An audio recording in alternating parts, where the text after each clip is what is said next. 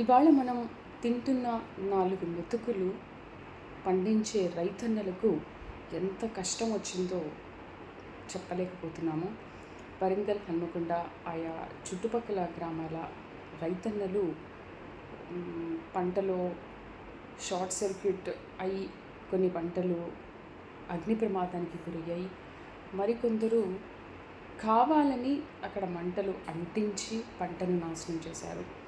ఈరోజంతా మేము కోసుకున్నాము, ఇంకా రేపు మాకు డబ్బులు వస్తాయి, కుప్పలు పోసి ఉంచాము, రేపు డబ్బులు వస్తాయి అనుకున్న టైంలో ప్రకృతి ప్రకోపానికి గురై కొంతమంది వర్షాలు పడి ధాన్యము, మొక్కజొన్నలు, వరి ధాన్యం అంతా కూడా తడిసి ముద్దయిపోయింది అని కొంతమంది అగ్నికి ఆహుతయ్యి, మరికొంతమంది పంటంతా నాశనం అయిపోయింది. ఒక 2 ఎకరాల పంట మొత్తం కాలి బూడిదైపోయింది.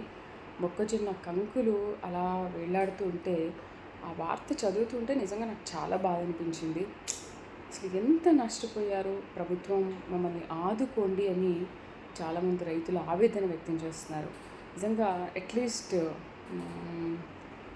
ఆ రైతుల బాధ వినైనా సరే కొంచెం ప్రభుత్వం వాళ్ళని ఆదుకుంటే బాగుంటుందని అనిపించింది. ఇలాంటి పరిస్థితులు నిజంగా ఎవరికి రాకూడదు. వాళ్ళు అక్కడ పండిస్తేనే మనం తింటున్నాము.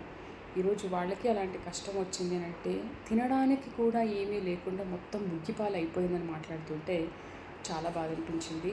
ఎనీవే, ప్రభుత్వం వాళ్ళని ఖచ్చితంగా ఆదుకోవాలి ఎంతో కొంత అని కోరుకుంటున్నాను.